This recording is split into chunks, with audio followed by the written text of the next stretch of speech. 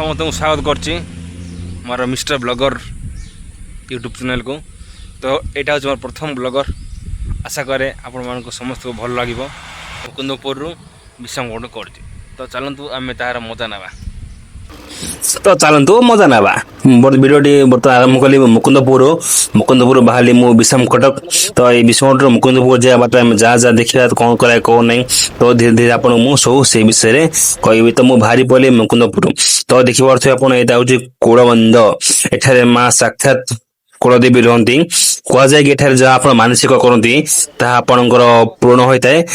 पूर्ण है आप आसिक जहाँ कही ताहा देवा पड़ता है।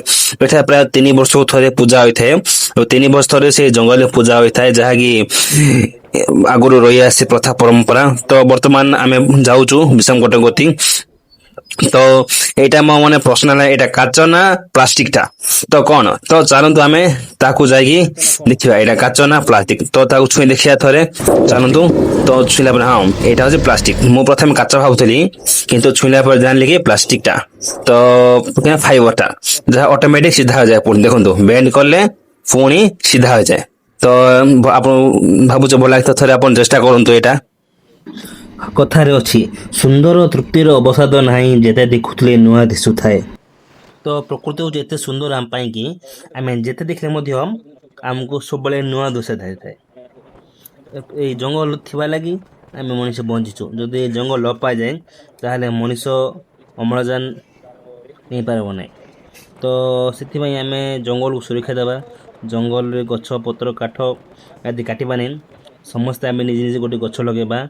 आम गछ के लगे निजर जन्मदिन हो निजर एनिवर्सरी हो निजर जहाँ स्पेशल डे रे फादर्स डे मदर्स डे जहाँ भी लगे। तो आम जंगल सृष्टि करवा। एथिपाई कथारे कहले कवि सुंदर तृप्तिर अवसाद नाई जेते देखुले नुआ दिशु थाए। तो ये घाटीटा हूँ मुकुंदपुर घाटी। एठारे प्राय 7टा टन रही। बर्तमान आम पंचघोल दुर्गी। यहाँ हूँ माँ माणकेश्वर राइस मिल। ये मिल रु विभिन्न चाउल जाए आमर गवर्नमेंट को जाए। तो ये लोक मैंने चाउल नियंती गवर्नमेंट पाक जाए कि पंचायत जाए। तो यहाँ आसीगला दुर्गी देखूँ केते सुंदर देखा जाउची।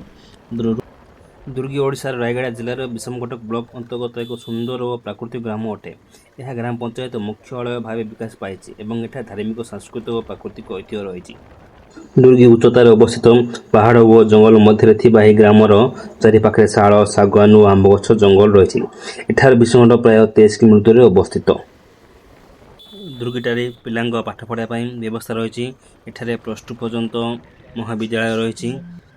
यही महाविद्यालय को विभिन्न ग्रामर पिला आसती निजर भविष्य गठन करने कला संस्कृति आदि रही।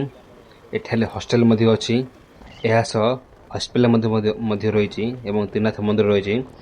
आपण मैंने देखिपारे आगक आसब आमर श्री जगन्नाथ मंदिर जहाँकि बहुत वर्ष है जब मंदिर प्रतिष्ठा है ना। तो पुरी आसते महाराज गजपति आसते नरसिंह देव जय जगन्नाथ आसते एठाकू उद्घाटन करते यात्रा आसती से झाड़ू पहरा देते। तो आगू एठार आगु जिनस रही ओडिशा आदर्श विद्यालय जो आम कहे OAV ओडिशा आदर्श विद्यालय। एठारे पिला विभिन्न प्रांतरू आसती एठारे निजर भविष्य गढ़ती और एठारे बहुत भल पाठ पढ़ जाए ओडिशा आदर्श विद्यालय। एथि सरकार धन्यवाद देवा। वर्तमान आसीगला कुंभार ढामणी। यही कुंभार ढामणी प्राय विषमगढ़ 15 किलोमीटर अवस्थित। एठार विषमगढ़ 15 किलोमीटर बाट थाए। एठार विभिन्न जाति प्रजाति लोक रहती विभिन्न प्रकार चलियापाई विभिन्न प्रकार कर्म करते। किए दुकान करे किए घर बाड़ी दुकान किए कुंभार काम करे किए कौन स्कूल विद्यालय आदि एनजीओ काम करते जलखिया दुकान करते। एठार गोटे मुख्य हूँ हनुमान मंदिर देखी पारे आगू आसला हनुमान मंदिर। एठार हनुमान मंदिर रही। हनुमान कहुए जहाँ आपण मागती ता पूर्ण होता है। यह एठार स्कूल है 10th क्लास जाए देखी पारे। यहाँ आसला सरकारी उच्च विद्यालय कुंभार ढामणी और यह हॉस्टेल रही है कुंभार ढामणी थारे। यही कुंभार ढामणी विभिन्न प्रकार लोक मैंने रहते। एठारे देखंतु आम सामने 2टी ट्रक रही। एठारे सब विपद रही है। गोटे ट्रक गले आउ गाड़ी जावाटा कष्ट हो जाए। एठार आम पहुँचगलु बर्तमान विषमगढ़। यहाँ देखते विषमगढ़ ब्रिज ଏଠାରେ ଅସୁବିଧା ହେଇଥାନ୍ତି ଲୋକମାନେ ପ୍ରାୟ ସବୁବେଳେ। ତେଣୁ ଗୋଟେ ଗାଡ଼ି ଗଲେ ଆଉ ଗୋଟେ ଗାଡ଼ି ଯାଇପାରେ ନା। ଗୋଟେ ବାଇକ୍ ମଧ୍ୟ ଯିବାକୁ ଭାରି କଷ୍ଟ ହୁଏ ଏବଂ ବହୁତ ଲମ୍ବା ଲମ୍ବା ଗାଡ଼ି ଯାଇଥାଏ। ଏଠାରେ ଓଭରଟେକ୍ କରିବାକୁ ମଧ୍ୟ ଅସୁବିଧା, ଏଥିଲାଗି ଆପଣ ଓଭରଟେକ୍ କରନ୍ତୁ ନାହିଁ। ଦେଖନ୍ତୁ ଗୋଟେ ଗାଡ଼ି ଆମକୁ ଓଭରଟେକ୍ କରୁଛି, ତ ଆମେ ସବୁବେଳେ ଓଭରଟେକ୍ ରଖିବା। ଦେଖନ୍ତୁ ତା ପଛରେ ମଧ୍ୟ ଗୋଟେ କାର୍ ଅଛି, ସେ କିନ୍ତୁ ଆସିପାରିଲାନି, ରହିଗଲା। ଏଠାରେ ବହୁତ କାଦୁଅ ମଧ୍ୟ ହୋଇଛି। ତ ମୁଁ ପୁଣି କହିବି ପତଳା ରାସ୍ତା କିମ୍ବା ସରୁ ରାସ୍ତାରେ ଓଭରଟେକ୍ କରନ୍ତୁ ନାହିଁ। ବର୍ତ୍ତମାନ ଆସିଗଲା ବିଷ୍ଣୁଙ୍କଟର ପେଟ୍ରୋଲ ଟାଙ୍କି, ମା ମାର୍କମା ନାଁରେ ଅବସ୍ଥିତ ଏ ପେଟ୍ରୋଲ ଟାଙ୍କିଟା। ତ ଏଠାରେ ଫେମସ୍ ମନ୍ଦିର ହେଉଛି ମା ମାର୍କମାଙ୍କ ମନ୍ଦିର। ଏହା ହେଉଛି ମା ମାର୍କମା ମନ୍ଦିରକୁ ପ୍ରବେଶ କରିବା ମୁଖ୍ୟ ରାସ୍ତା। ଦେଖିପାରୁଥିବା କେମିତି ପ୍ରାୟ ବିରାଟକାୟ ରହିଛି। ଏଠାରେ ମା ମାର୍କମା ବସବାସ କରନ୍ତି। ଏ ମାଙ୍କ ନାଁରେ ଆମର ମହାବିଦ୍ୟାଳୟ କଲେଜ ଦୁଇଟି ରହିଛି। ଗୋଟେ ମା ମାର୍କମା ଜୁନିୟର କଲେଜ ଆଉ ଗୋଟେ ମା ମାର୍କମା ଡିଗ୍ରୀ କଲେଜ। ଦେଖନ୍ତୁ ଆମେ ଆଗକୁ ବଢ଼ି ଚାଲୁ। ଏଇଟା ପଞ୍ଚ ବିଂଶ ଏଣ୍ଟ୍ରାନ୍ସ। ଏଇଟା ହେଉଛି ଆମର ବଡ଼ ସାହି। ଏଠି ବିଭିନ୍ନ ପ୍ରକାର ସାହି ରହିଛି। ମାର୍କମାଙ୍କ ନାଁରେ ଗୋଟିଏ ସାହି ବି ରହିଛି, ଯାହାକୁ କୁହାଯାଏ ମାର୍କମା। ସାହି ହେଉଛି ମାର୍କମା ସାହି। ବିଷମକଟ ହେଉଛି ଗୋଟେ ବ୍ଲକ। এই ବ୍ଲକରେ ବହୁତ ଜିନିଷ ରହିଛି। ଦେଖନ୍ତୁ ଆସିଲା ବନ୍ଧନ ବ୍ୟାଙ୍କ ଏବଂ ଏହା ସହିତ ଏଠି କରେଣ୍ଟ ଅଫିସ୍ ରହିଛି। ଏହା ସହିତ ବ୍ଲକ ମୁଖ୍ୟ ଘର।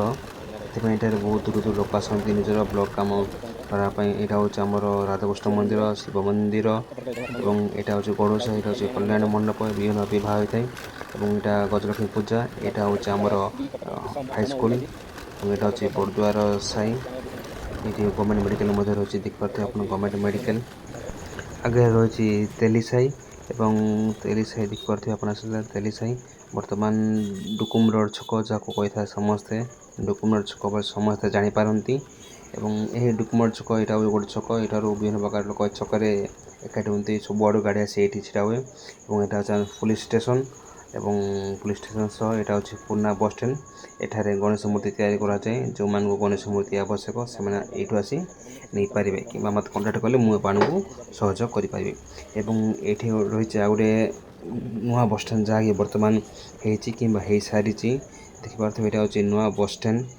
ଗାଡ଼ି ମାନେ ଏଠି ଆସି ଛିଡ଼ା ହୋଇଥାଏ। ନୂଆ ବସଷ୍ଟାଣ୍ଡ ଏଇଟା ହେଉଛି ଅମ୍ବେଦକର ଷ୍ଟାଚ୍ୟୁ ଏବଂ ଆଗରେ ରହିଛି ଏଇଟା ତିନିକୋଣିଆ ଛକ। ଏଇଟା କୁହାଯାଏ ମେଡ଼ିକାଲ ଛକ। ଏଠାରେ ଗୋଟେ ମେଡ଼ିକାଲ ଅଛି ଖ୍ରୀଷ୍ଟିଆନ ହସ୍ପିଟାଲ, ଯାହାକି ଖ୍ରୀଷ୍ଟିଆନ ହସ୍ପିଟାଲ ନାଁରେ ପରିଚିତ। ଏବଂ ଏଠାରେ ପ୍ରାୟ ଲାଞ୍ଜି କୋର୍ଟରୁ ଆରମ୍ଭ କରି କିମ୍ବା ଭଣିପାଟରୁ ଆରମ୍ଭ କରି ରାୟଗଡ଼ାରୁ ଆରମ୍ଭ କରି ସମସ୍ତେ ଦୂର ଦୂରାନ୍ତରେ ଏହି ମେଡ଼ିକାଲକୁ ଆସିଥାନ୍ତି। ଏବଂ ଏଇଟା ହେଉଛି ଆମର ବ୍ଲକ ମୁଖ୍ୟ କାର୍ଯ୍ୟାଳୟ ଏବଂ ଏଇଟା ହେଉଛି ICICI ବ୍ୟାଙ୍କ।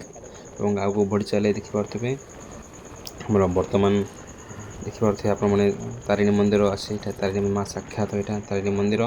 ଏବଂ ଆଗରେ ରହିଛି ହିରୋ ସୋରୁମ୍ ଏବଂ ଆଗରେ କବରସ୍ଥାନ ମଧ୍ୟ ରହିଛି। ଏବଂ ଏଇଟା ନାଳ ମଧ୍ୟ ରହିଛି, ଆପଣ ନଦୀ ଯାହା ବି କୁହନ୍ତି ଆପଣ। ଏଇଟା ଆଗରେ ହେଉଛି ମଶାଣି ଶ୍ମଶାନ ଏବଂ ଏଠି ରହିଛି SDM civil and criminal court. ଦେଖିପାରୁଥିବେ ଆପଣ କୋର୍ଟ। ନୂତନ ଭାବେ ଗଭର୍ଣ୍ଣମେଣ୍ଟ ମେଡ଼ିକାଲ କାମ ଚାଲିଛି, ଯାହାକି ବହୁତ ବର୍ଷ ଚାଲିଛି। ଏବଂ ଏଇଟା ହେଉଛି କୃଷି ଅଫିସ, ଯେଉଁମାନେ କୃଷିମାନଙ୍କ ଯାହା ସମସ୍ୟା ସମାଧାନ ଏଇଠି ଆସି କରନ୍ତି। ଏବଂ ବର୍ତ୍ତମାନ ଆମେ ନିଜ ଗ୍ରାମ ଅଭିମୁଖରେ ଆସିଲୁ। ଏଇଟା ହେଉଛି ଆମ ଗାଁ ଛକ। ଆମ ଗ୍ରାମ ହେଉଛି ପଟାମୁଣ୍ଡା। ଏଇଠୁ ପ୍ରାୟ ବେଶୀ ନୁହେଁ 50 ମିଟର ହେଉଛି ଆମର ଘରଟା। ତ ଆମ ଘରକୁ ମାଟି ରାସ୍ତା ଅଛି, କିନ୍ତୁ ରାସ୍ତା କେବେ ବି କିଛି ଅସୁବିଧା ହୁଏନି, କାଦୁଅ ହୁଏନି ବର୍ଷାରେ ମଧ୍ୟ। ତ ଏଇଟା ହେଉଛି ଆମର ଗାଁ। ତ ସମସ୍ତଙ୍କୁ ୱେଲକମ୍ କରୁଛି ଆମ ଗାଁକୁ। Thank you.